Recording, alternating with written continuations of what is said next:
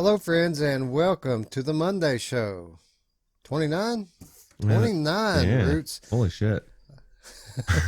I'm your host, Wes. With me, as always, my good friend, Ruuts. Ruuts, 29, hey? Yeah, we fucked up, man. When we switched the order of the shows, now I really, because I used to be able to know it was always after the regular show, or I guess the Sunday show, whatever. Now the Monday show comes first, so yeah, I got to get that in my head. Yeah, well, I mean, it was the Saturday show, so it made sense for it to come after the Monday show, but now it's the Sunday show again, so it's all ass backwards. Yeah, no matter what happens, the what did they? Somebody in the Discord called it the any day show or the someday show, considering the Monday, Everything. because the Monday Tuesday show, yeah, it's going to be on Monday, Tuesday, Wednesday, whatever day we deem fit. So Right.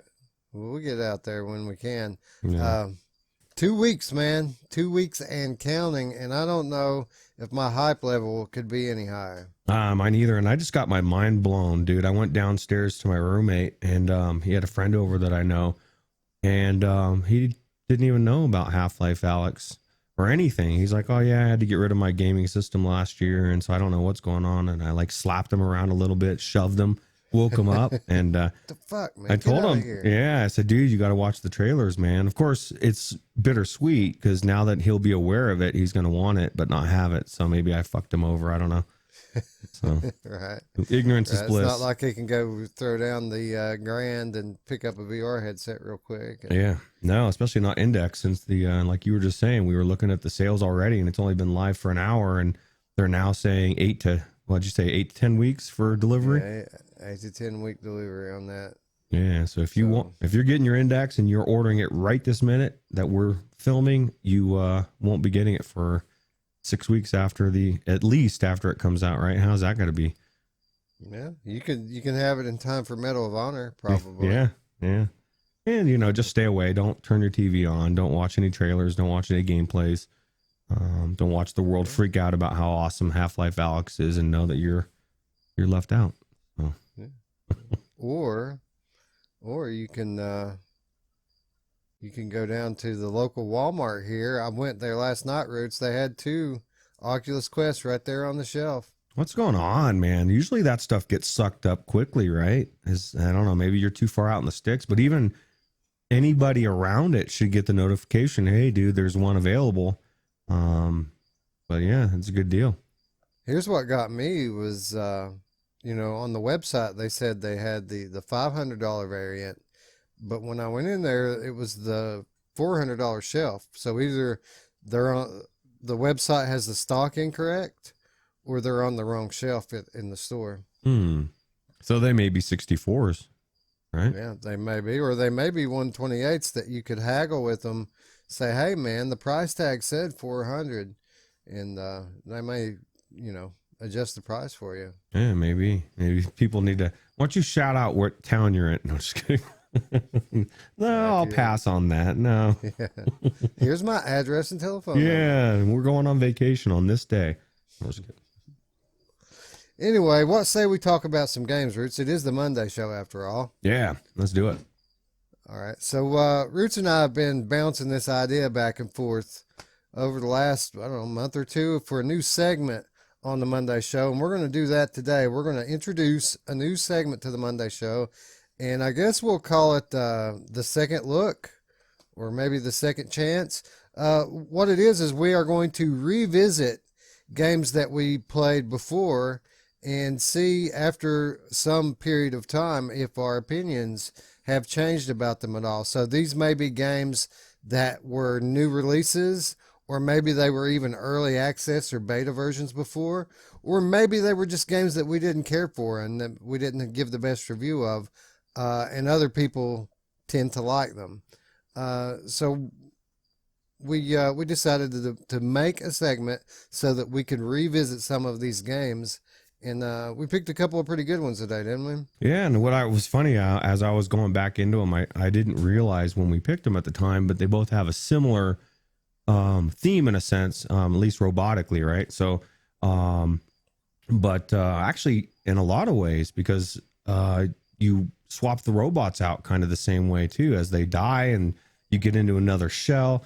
I guess we'll just go to the first one, right? For Espire 1. You know what I love about this segment, one of the best things about it is it gives me a reason to go back into them, because both of these games also have had significant updates since we both went into them. One of them even came out of early access, so there's no better reason to go into a game after it's finished, right? Yeah, yeah. These two in particular have had quite a bit of, updates. I won't say that it's the most noticeable thing in the world, especially with Aspire One here. But yeah, the story of this game is interesting. You know, this is a game that really was flying under the radar until E3 week last year, and it was kind of revealed to the public during the Upload E3 VR showcase. And then at that point, you know, hype level shoots way up because the thing looks on paper to be an awesome concept, to be an awesome game, pre Asgard's Wrath, pre Stormland. So when we first saw this game, we were still in Gen 1 VR software heavily. And we really anticipated it a lot. But as often happens in the VR universe, it's delayed once, it's delayed again, and then it kind of got pushed up into the release window with some of these Gen 2 titles that I just mentioned. And I feel like in the brightness of those stars, Aspire 1 kind of got overlooked a little bit, didn't it? Yeah, absolutely. And it didn't help that, like some of the things that they implemented in the latest patches kind of needed to be there from day one, in my opinion. Yeah, so I was glad I went back in this just because it was a lot of fun.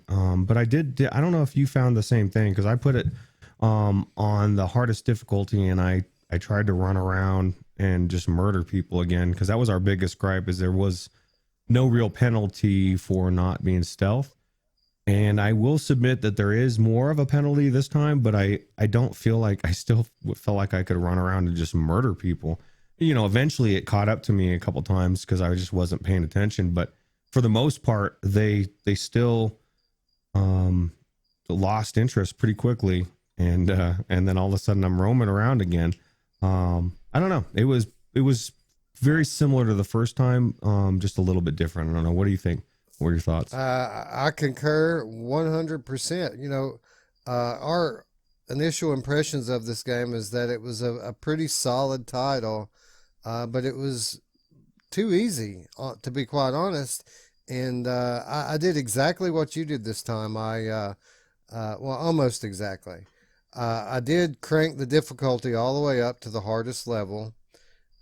This time, though, instead of going in gung ho, I did try to play it as a stealth game.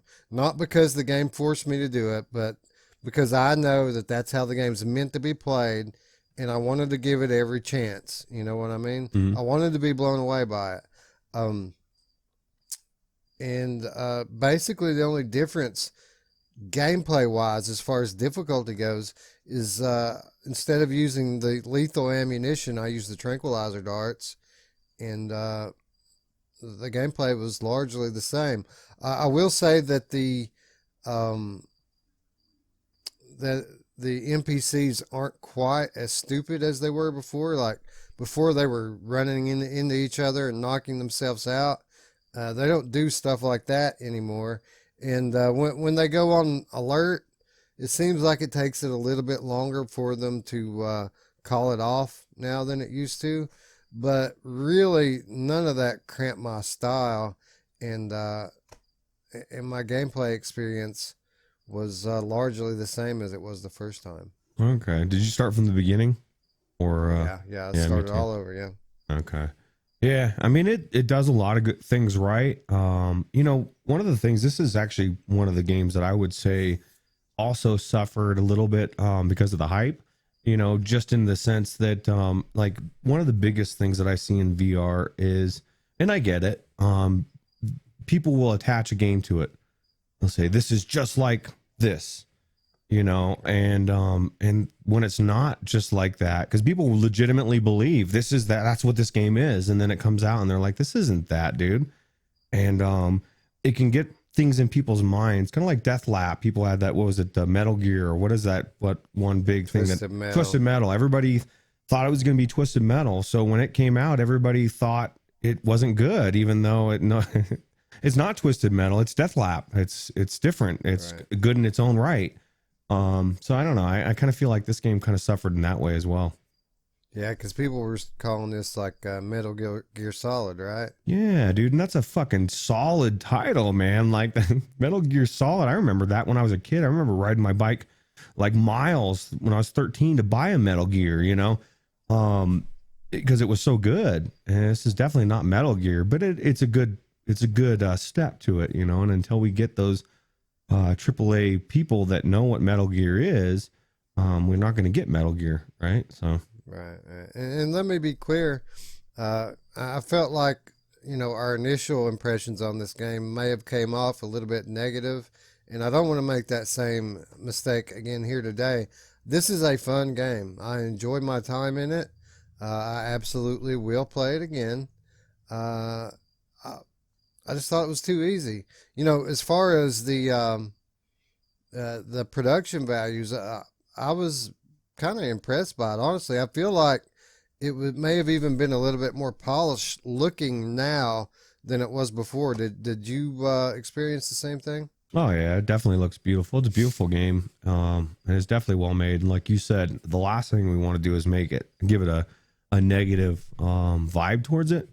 It's definitely worth playing. I don't even know what the cost is of it, but it's $30. $30, yeah. So I would say maybe $20 would be more something I would be more comfortable paying for it.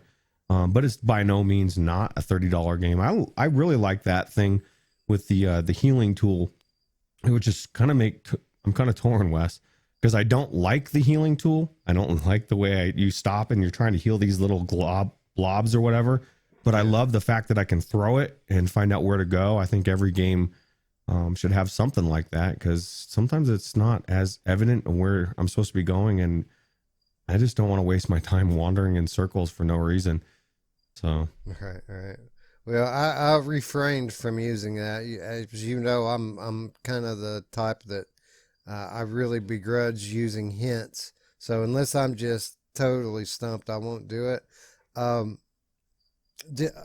Something else I noticed different about this game, or maybe it's just all in my head, but it seemed like the placement of the holsters was better this time around than it was the first time. Like the first time, I felt like I was bumping in to my holsters a lot and picking the wrong thing when I was trying to grab stuff. It worked perfectly this time, and the way that they have you set it up, and you can expand it and literally place them exactly where you want them. And you may have to try it 2 or 3 times to get it just right. But after I did, I felt like the holsters were really good. Yes, I don't know if that's as much anything they changed, is more, you know, the same thing. My first time, this time, they sucked ass because I put them in a weird place. And then I literally went back out and redid it again because I was like, I can't do this. I couldn't find my gun. And then I was more, you know, aware of where I put it. And then once I did that, then it was absolutely a little bit more, if maybe they put it further out than it was in or something. But it's good and bad. It's good and really good and bad that you can adjust that, because if you don't adjust it right, you can really put it in a fucked up place and think it's the game's fault when you did it, you know? So. Right, and I don't know if you can even adjust it anymore after you get out of the first level, right? I couldn't. I literally, what was bad is I didn't even get out of the first level. I couldn't get past the gun place. Whatever was going on, I couldn't reload my gun through the tutorial part, and so I had to back out and redo the entire thing to get it to be in the right place. So, Wow. yeah. But I mean, after I did it, it was one of those things that when I did it, I realized I fucked up. It was me. So no, but anyway, solid title. You know, I do see improvement over the first time we played it. A fun game then and a fun game now. Still would like a little more difficulty, and maybe that's something that comes with time. You know, obviously, I haven't played all the way through it, so it very well could get more difficult quickly the next time I get back into it. But I like the structure of the game. I really love the environments and the production value of it, even if it is a little bit samey as you go through it. You know, everything's kind of redundant as you go through it. It's, you know, the gameplay doesn't change much. The environments don't change a whole lot. It's got a pretty solid story to it, and even though the gameplay isn't changing, it's relatively fun. Yeah, you get to climb shit. That's always cool, right? Yeah, it's So, cool because you know, especially if you're trying to take it as a stealth game, it's always good to have options, and they give you a lot of options for the path that you're going to take. So it's a linear game in a sense, but you don't, you know, there's always the high road, the low road, and the middle road. You know, all leading to the same place, of course. But it seemed like maybe there were a few more enemies this time too. Did you experience that? yeah, I think so. Actually, it did seem like there was a lot more. You know, and I think if you did try to be stealthy with everything, because I did try to stealth for the little bit in the beginning just to use that gun. I think it would almost be easier, right? Because you know, when you're just running around killing people, now you're alerting everybody that they're there. You know, so Yeah, and you know, one of the cool things about this game too is that you could probably take advantage of. You know, I didn't really have to even shoot them with the trank dart. If you pull guns on these people, uh, they're kind of like guns for hire. You know what I mean? It's not like they're gung ho freedom fighters. These bad guys you're dealing with, they're like some security force that got paid to be there. And if you just if you get close and listen to them talking to one another, they're talking about how they don't want to be here and stuff like that, like they're working a job. So when you interact with these people, you can literally just show them your gun and they'll cooperate. So maybe next time I go and I won't even try to knock them out. I'll just try to like put them in a corner or something and maybe hit them with the gun because you don't even have to shoot them to knock them out. You can hit them and they'll go to sleep as well. did you try to do the vocal? Or maybe I don't have mine set up to do it, but I got up behind the guy and I told him to freeze, and I told him to freeze, sucker. And then I said a couple of other things I won't repeat, and he still didn't freeze, so I ended up killing him. So I'm assuming I don't have it set up for that to work. Yeah, I think there's a menu option for it. The first time I tried it, you know, when we played it before, I tried to use it and it didn't work at all. This time it did work and it worked well, and I was actually kind of impressed with that. I feel like this is something that VR games should do more of because it's VR, and the name of the game with VR is immersion, right? Mm-hmm. And you know, I feel like voice command, if properly implemented into a game, is a really easy way to increase that immersion level. And Aspire 1's probably the best example that I've seen of it in VR thus far. Yeah, I agree. For sure.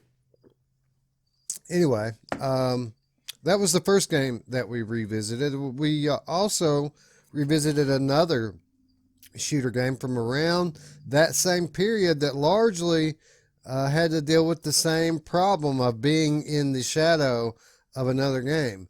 I'm talking about Boiling Steel. And at the time that Boiling Steel was released, everybody was hot and heavy into playing Stormland. So when we tried this one the first time, although we recognized it was a fairly solid title, it just wasn't living up to the standard that those Gen 2 games had set.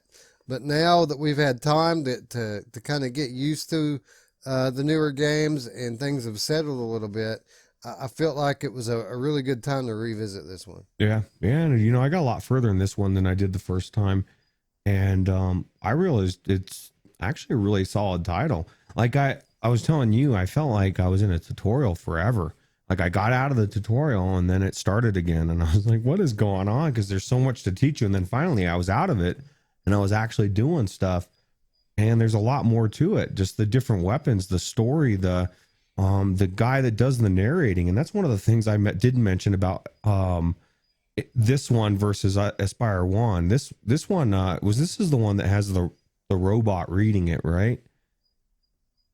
Like yeah, the dialogue at a point. Yeah. Yeah, it's just so bad. It's like a female robotic voice reading the dialogue, and it's like text to talk, you know. I just it's very, very off-putting for me. But I was gonna say on the other one, that was one thing that Aspire One seemed to have a little bit more of. I don't know if you've experienced the same thing or not. Well, it kind of fit in this game. I felt because the character that's got the female robotic voice is actually an AI. It isn't a real person, so you would expect it to kind of have that syntax. Yeah, but it didn't. It's hard to. It's not that it was a robotic voice. It's the fact that like the way that things were said. You know, like when you type in something for text to talk, and how certain words run in together. The way that it's said is not right. It doesn't sound right. You know, like you could have a robotic AI voice, but it's like they just threw it in text to talk. To me, is what it sounds like. They just threw it in there and let the robot do it. And I just think it needs it. Well, it's out of early access, probably not happening. But I found it off putting. So Hmm. I did not have this experience, but not to say that it isn't like that. I really didn't pay much mind to it. Um, One of the things to what you were saying though about the tutorial, and you have a pretty lengthy tutorial, and you think it's over, and then you have another pretty lengthy tutorial. Um, that actually was one of my favorite parts of the game was the way the story impacted the tutorial, and I don't want to spoil it here, but there's a reason behind having the two very long tutorials. Uh, there is a reason within the story, and there's also a reason within the game because, I mean, as far as these, indie VR shooters go, it's a fairly complex concept for a game, isn't it? yeah, it's got a lot more. It's got a lot more story. You're not just at first I thought it was more of kind of like a wave shooter, but clearly it's not. You're going to places, and you've got these different weapons popping up, and I guess they're adapting the tools, these construction tools, and some are bet like that one that he's shooting that's got the laser or whatever. It's more better for up close, melee. And then you've got what is it, a nail gun or something that shoots the things. And those guys are all over the place, man. It's not easy to kill them. They're bouncing back and forth. And like I told you, when I got to a point where it started getting hard and I actually died, and that was when I noped out because I'd been in there for a couple hours. But I was like, wow, this is actually difficult. And it was getting harder, which is good. That's what you want. Yeah, I found it to be very challenging, and I don't remember it being that hard the first time I played it, but this time it seemed like it was quite difficult, and I enjoyed it. It wasn't frustrating to the point of making me want to quit. Just to the opposite, it made me want to keep going and try again and try again and try again. Yeah, it's interesting. This game, it's the gameplay from a fighting perspective is kind of arcade style, like you said. It kind of feels like a wave shooter a little bit, but the way that they package it, it's kind of like a wave shooter within an adventure game, and the stories are kind of like mission based, kind of like Gunheart or something, where you choose missions. Uh, but the story's so well done, it kind of wraps everything together, and whereas the original early access version was kind of linear in the way that the missions were laid out. I found that in this version of it, the release version, that's not the case, because you can play a mission now and fail at it, go back to the hub where you choose your mission, and there'll be a new side mission that's unlocked just because you failed.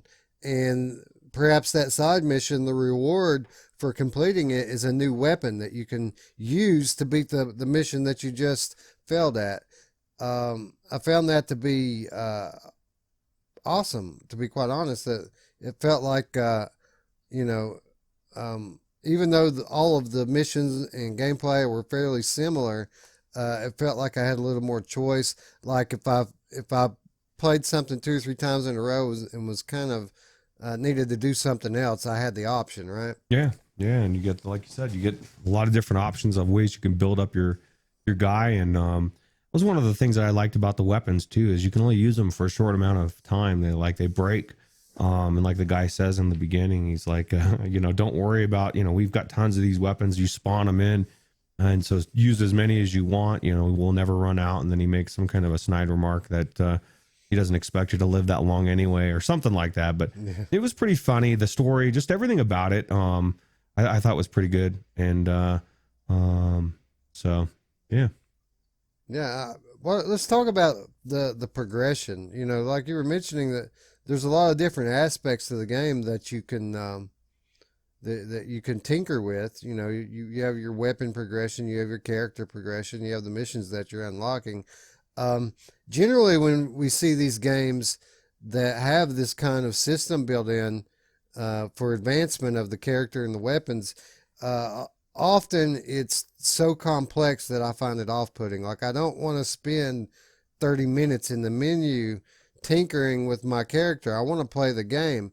I really like the balance that they struck here with this one, where you have those aspects of progression with your character and your weapons, but it's something you can deal with really quick from the main hub, and you're off to the next mission. Yeah. What did you think about the progression system? No, it's good. It's very streamlined, and then like you said, it just gives you a lot of reasons to go back in when you have a progression set up that way, to where you're unlocking one thing, and you may be on, like you said, failing on one, you unlock a weapon that maybe helps you on a different one to come back to that one.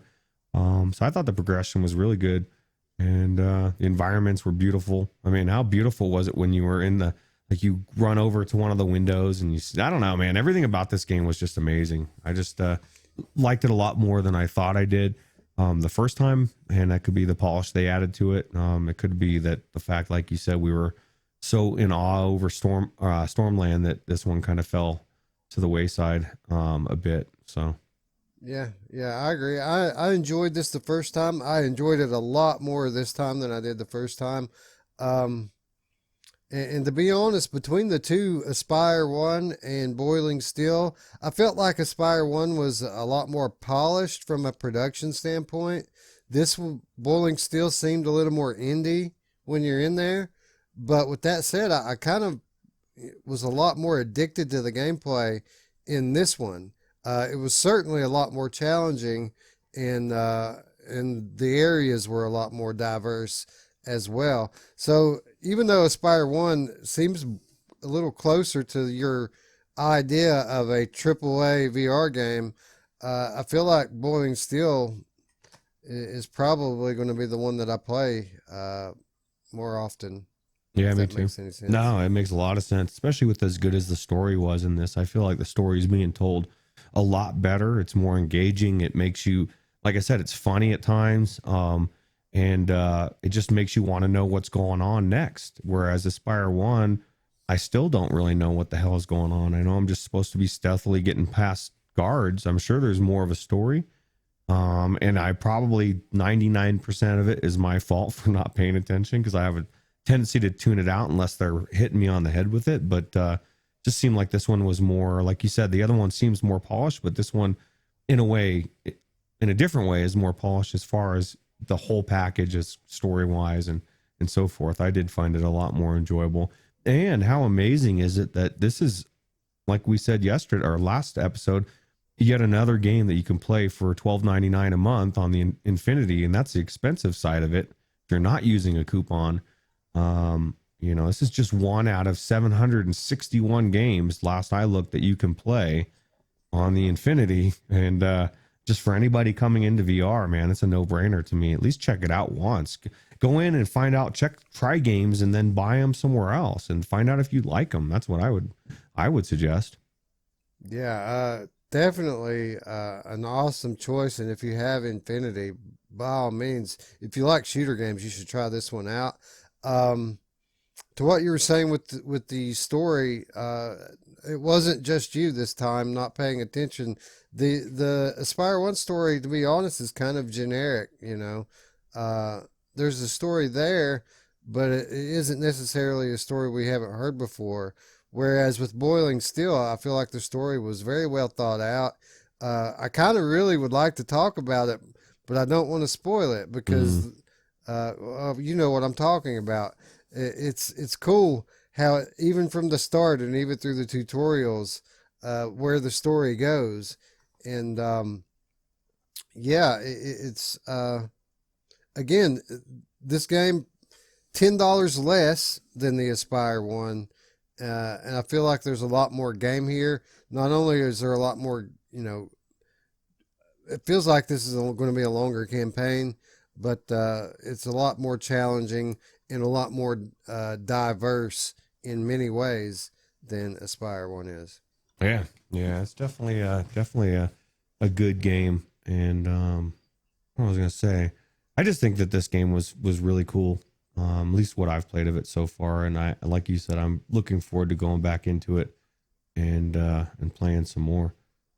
Yeah, yeah. So yeah, two games that we liked initially. I would say that I probably like both of them better now than in the original form. But if I had to pick a winner for the week, it's definitely Boiling Steel. This game it hooked me, and I didn't want to stop playing it. How cool is that tablet? That's what I was gonna say. Because you brought kind of figured out a little bit, and then they bring this tablet. It's like does everything. You're opening doors with it. You're hacking shit. Like it's really cool the way they implemented that as well.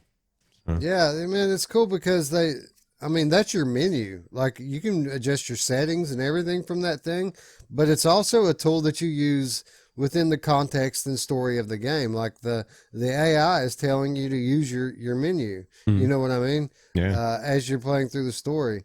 So yeah, really cool. The fact that you can hack into these laptops and data sources and pick up story bits as you go, and then right around the corner you may be hacking into the lighting system or doing something else technical within the level that you're trying to make your way through.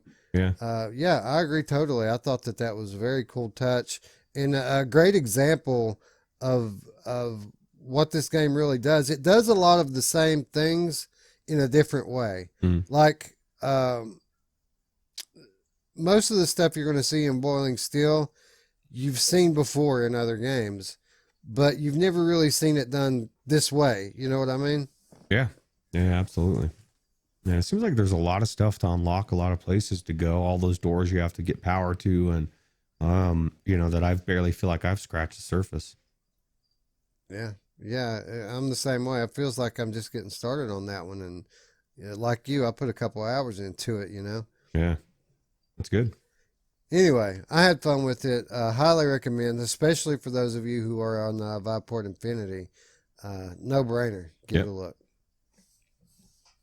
All right, Roots, that's going to bring us to our topic. And what else would we talk about in the month of March but Half-Life Alyx? I mean, we're just 2 weeks away, and the excitement within the community is reaching a fever pitch. And I don't think I've ever seen anything quite like this since I started following it, Roots. Have you? No, no, and everybody's have a fevering pitch over the getting their index and wanting to get into VR and try this game. I know myself. I was like, unlike Mamefan and a lot like Alyx, I had no patience to not watch the footage. And the more that I watch it, the more I want to play it. And we're 2 weeks away, and I want it today. But we got a little bit of time to wait. Yeah, and it feels like people are just foaming at the mouth for it. I mean, it's one thing to pour over trailers and zapruder them to death and parse them out and try to find every little detail like people have done for Half-Life Alyx. And, obviously Valve in itself has its own fan base, and that explains a lot of this behavior where people are really zooming into pieces and trying to extract every little bit of information that they can out of these trailers. That's one thing, Roots. But when we're talking about Steam home environments, and there being YouTube content based just on exploring these Steam home environments and people parsing that out and looking for the little details in that. Again, I don't think I've ever seen anything quite like this. No, I've seen so many videos of things in there. Like you were even joking about one that we were saying that you could see something about one. What was it? Top 10 reasons we love Half-Life trailers, you know, in 8 minutes or less, you know, like we're just expecting to see everything broke down on, you know, like why eating McDonald's is better when you're playing Half-Life Alyx versus Wendy's. Like at some point there's going to be a breakdown. Cause people are psyched, man. They're making videos about the videos, you know, and I like you said, I've never seen anything quite like this outside of flat gaming, you know, nothing in the VR world. Well, here's the thing with it. People, I mean, respected people, level-headed people within our communities are looking at this thing as if it's easily not only going to be the best VR game we've ever seen, but they're looking at it as if it's already done, and they absolutely know that this is going to revolutionize video games in general. Like the larger video game world is going to never be the same after Half-Life Alyx is released. It's a level of hype, again, that we've never seen before for a VR game. And it makes me wonder, legitimately, is there any way that this game could possibly live up to the hype and expectations that we're putting on it? Well, we're definitely setting it up very high and like to the highest level I've ever seen. So it definitely, I mean, could it be what people think it is? I mean, people are looking at this thing as if it's the second coming, you know? well, you know, I did hear earlier today that if Half-Life Alyx does well on release, it could cure the coronavirus. So that's just a rumor. But no, yeah, everybody's talking about it like it's the next best thing to slice bread. And I'm not, like I said on the last show, I am 99% positive in my mind that it's going to be phenomenal and do very well. But there's that small 0.01% or 0.1% that thinks that, you know, we haven't seen this, or we've seen this before in VR with a couple of other titles. And granted, it's not Half-Life Alyx level because nothing's on the level of Half-Life so far that we've seen in VR. But, you know, we have seen similar things, you know. Well, here's the thing. I honestly do believe this is going to be the best game we've seen thus far in VR. I think that it's going to show us a level of production values and a level of quality that we haven't seen yet. Now, is it going to be this revolutionary thing that's going to take the gaming world by storm?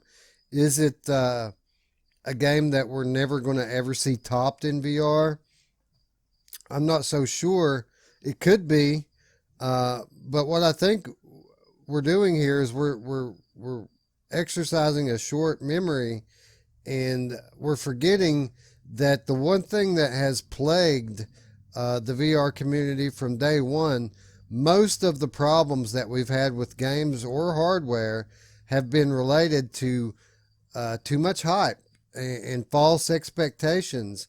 And I think that maybe it could be a prudent move here, just a couple weeks out from the release of this game, for us all to just pump the brakes a little bit, because we went into games with expectations before. Games that turned out to be very good, but when they didn't live up to the expectations of the community, they were cast aside as if they had no value. And obviously that's not going to happen here with this. But I feel like with such high expectations, it's almost impossible for them to live up to it. Yeah. Yeah. Especially if you're not like a huge Valve / Half-Life fan, you know? Like I know myself, I never even heard of Half-Life for the most part or played. I had heard of it, but never really even paid attention to it until all of this happened. And so for someone like me, I might be blown away less than someone, say, like Gerillo, that just has grown up with Half-Life and Valve, and this is their shit. You know what I mean? It's kind of, I equate it with Pokemon. People flip their shit over it. I could care less, just honestly, because it's not my generation's thing, and most of us don't really care about Pokemon that are my age. Whereas, you know, I would imagine that the younger generation probably don't care as much about Half-Life Alyx as our generation does, because we again grew up with it. I didn't, but so yeah, it'll be interesting to see how it all plays out, because I think a lot of times those expectations, or more often than not, like you said, can make a game come out DOA, and I don't think this is going to be that case, but you know, we've seen it before. So. Yeah, do you remember before launch, the first time that you saw the trailer for the upcoming Seeking Dawn, and they played these trailers, and they listed this laundry list of things that they were going to put in their game. You know, they basically spelled this game out in the promotional material as being everything we ever wanted in a VR game. Like, if it was a very I hate to say HTC like approach from VR Multiverse, but they kind of were like, yeah, we've got that too. We've got this, that, the other thing, everything you ever wanted. A 15-hour campaign with a shooter game with all sorts of different weapons, with all of these role-playing game features. And they promised so much, and then they showed us these beautiful visuals. Everyone's expectation level went through the roof for this game, and we were all sure that this was going to be the best VR game that we had ever played when it came out. I don't know if people remember that or not, but I certainly do. What say you? I do remember it. Most people probably don't, because their memories are short. But like you said, man, this is one of the best games. Once they got the optimization down and they tweaked some of the stuff, this game is amazing. Just everything about it, the crafting, the fighting. They got rid of a lot of the penalties for the survival. It was too much in the beginning, and they really fixed it. This has got phenomenal gameplay. It's one of the few games you can play with two other people, and it's just really good. But it's usually goes on sale for like $6 now. Because it just, in the beginning, it got such a bad taste in people's mouth that there's still people out there that don't know how good this game is. Yeah, it released in the early access with some jank, which is to be expected from an indie game in early access. But there was some early jank. But I bought into this game early. I had beta access to it before it released, and it wasn't a broken mess. It didn't deserve the criticism that it got when it was even released. It was one of the first $40 VR games that we had seen, and that's a completely other way to look at it too. Is a lot of times people equate price to value, and when they see a game cost 40, 50, now with Half-Life even $60, they just automatically think that they're going to get that level of value, and they get hyped up about it. But yeah, absolutely. People got hyped up with Seeking Dawn, and when it wasn't what they thought it was going to be at launch, it immediately developed this reputation for being janky, garbage. And here we are, a year or two later now, Seeking Dawn, a phenomenal game, one of the best VR games that we have, but they can't hardly give it away now, and it's all because people didn't manage their hype and expectation levels in the days leading up to the release of the game. Yeah, and of course, promises made in the beginning that they couldn't live up to at first. And we don't have to worry about that with Valve, or I don't think we do, but it's just like you said, it's just another reason why maybe having a little bit of tempered expectations might not be a bad idea, and then just go in and just be surprised, happy. Yeah, I kind of get it with Valve. I know what people are saying. Yeah, this is a different situation. This is Valve, not VR Multiverse. And I get it, and I'm not saying that this isn't going to be the best game we've ever seen. Now, obviously, it's going to be the best VR game, most likely, that we've played. The level of detail that Valve puts into their games, you know, it amazes me. You know, we were talking recently about how my wife was all bummed out because she broke her arm, and she's not going to be able to play Half-Life Alyx when it comes out. You know, it's very likely that she's still going to be immobilized at that point and not be able to use her left hand. And I read just a few days ago that Valve have implemented a one-handed mode for people who can't play with two hands. And that's just a prime example of the kind of developers that we're dealing with here. And it makes it easy to see why people are getting so hyped. Yeah, because I mean, let's be honest, not everybody has two hands, two arms. It's nice to think of them as well. So. Yeah.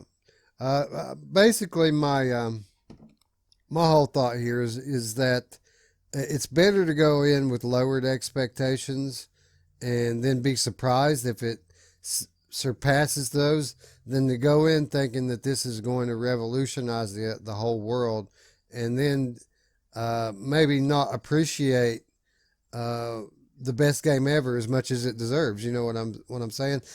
Take for another example, Evasion. Evasion was a game that was highly anticipated when it was advertised for PlayStation VR. And looking at this trailer, it's easy to see why. These environments look like Farpoint.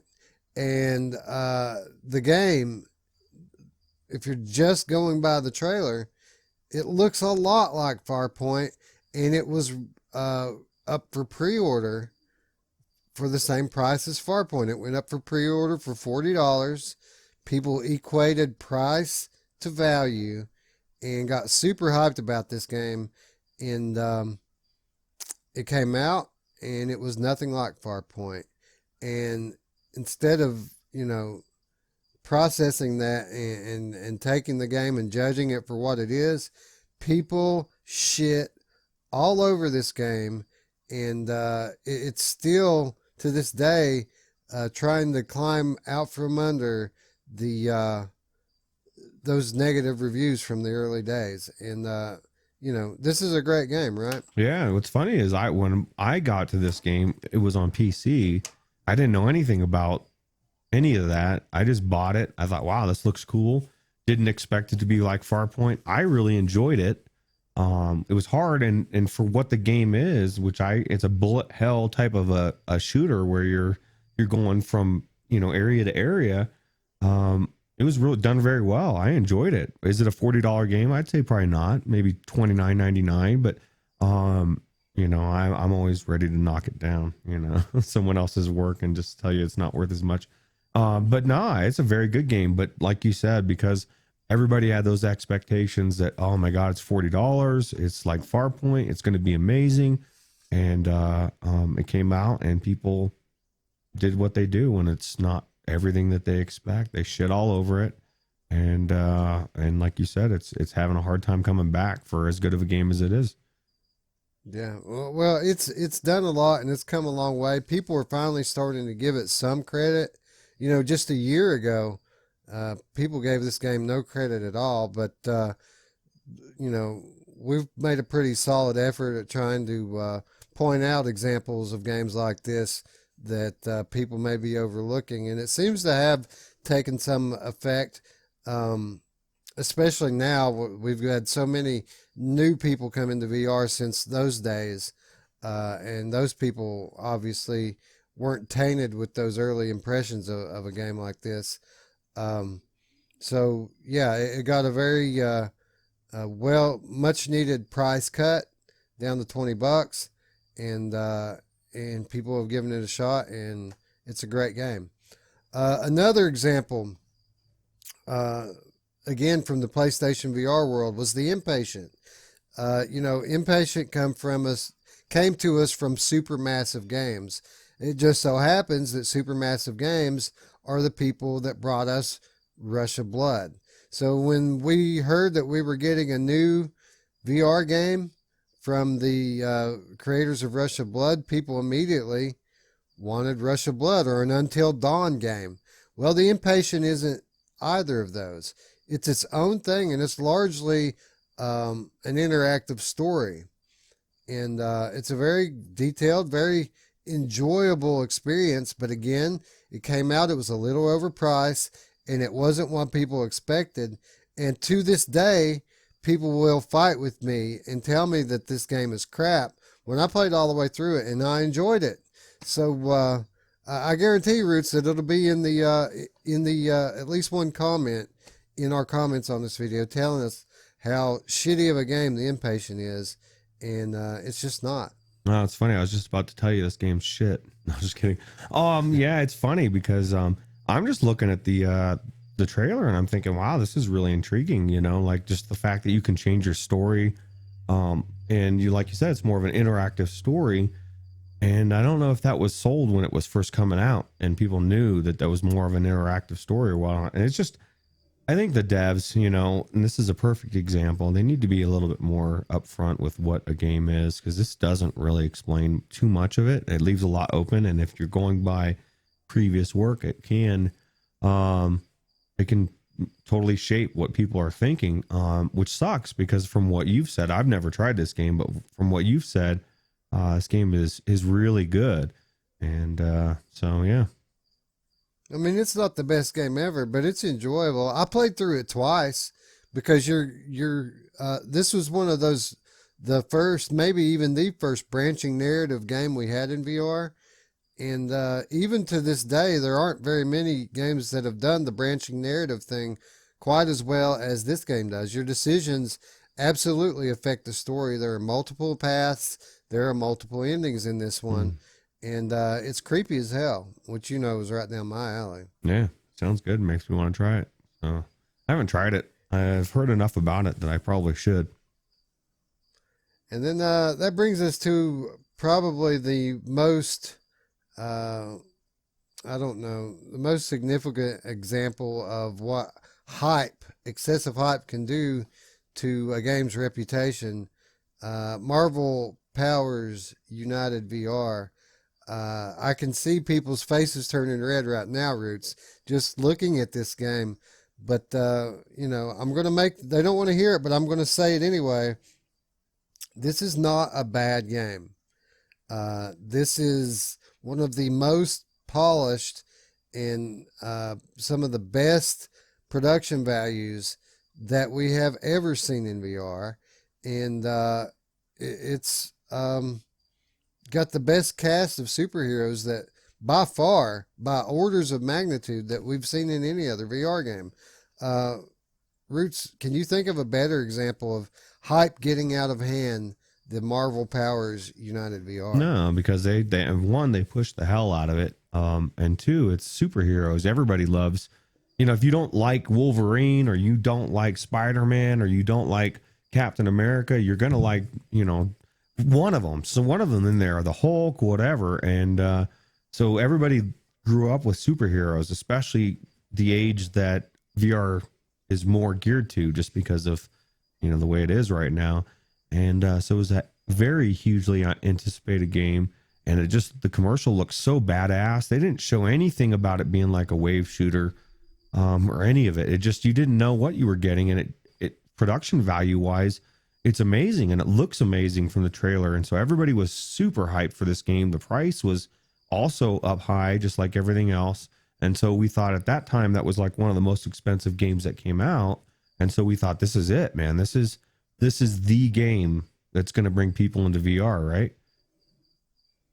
Right. And again, like these other games we've been talking about, the game just, for all that it did well, it just wasn't the game that we wanted it to be. And because of that, it really turned a lot of people off. You know, really, if there's an issue with this game, it's the concept of the gameplay. But that doesn't take away from the fact that it is a highly polished, beautiful experience that's fun to play, especially with a friend. And you can get in this game with your friends and have an absolute blast. But you'll never hear it mentioned as being one of the better co-op games, just because of the sour taste that's still lingering in people's mouth because they weren't able to manage their own hype in the lead up. It doesn't help that a lot of people have never tried it. You know, like I only have tried it because it went on sale. As far as I've seen, one time it went on sale as a daily deal and it was $20 and I picked it up and I have not seen it on sale since. So it's still $40. And when you have a game that the community universally says is shit, why would you try to see if it's not shit? You know what I mean? Like no one's going to try it for $40. You knock it down to $20 all day long, I guarantee you start to see people going in there, you know? It's too expensive. Yeah, and that brings us back to this concept of hype being built around the idea that price equals value. And then that brings us back to Half-Life Alyx at a $60 game. Not only does it have that Half-Life name on it, that Valve name on it, it also has a $60 price tag on it. And you add all this together, and it has created a hype storm, the magnitude of which we have never seen before in VR. So, in conclusion here, I want to just be clear. I believe that this is going to be the best game that we've ever seen in VR. I think that it is going to have a profound impact on the larger gaming world outside of VR. But with that being said, I don't think that when I go to my grave, I'm going to look back at this as being the best game I ever played. So I think that it would serve us all well to just take a deep breath, take a step back. The game's going to be here in 2 weeks. Let's play it, love it, and appreciate it for what it is.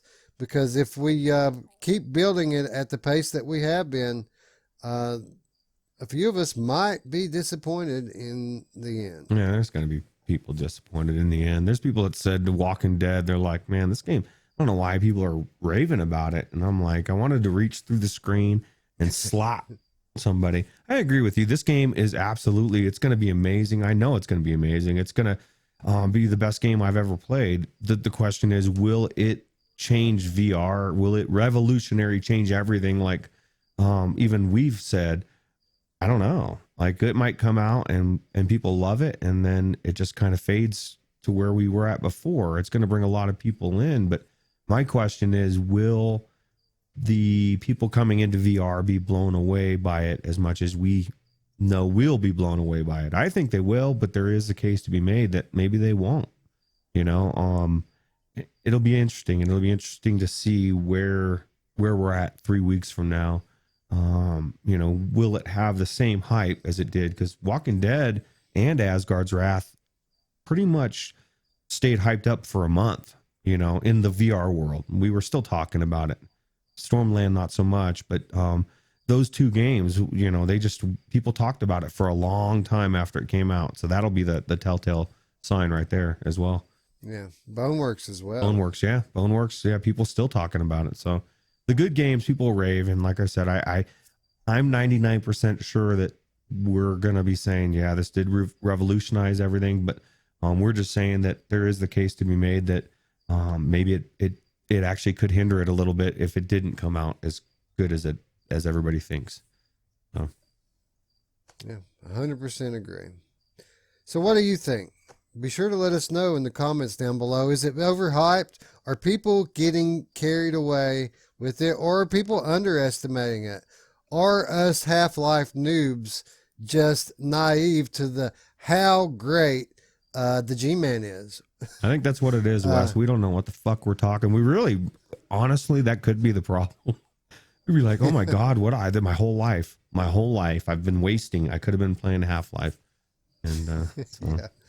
Well, we don't have to wait long to find out. 2 more weeks and it's going to be here, Ruuts, and I cannot wait. Let me ask you this. have you gone into any of the environments, or, because I made a comment on the Discord that I just don't give a fuck about it. And people were like, whoa. I started to, and then I was like, if I'm going to go into VR, I'm going to go play a game, dude. The Half-Life will be here in 2 weeks.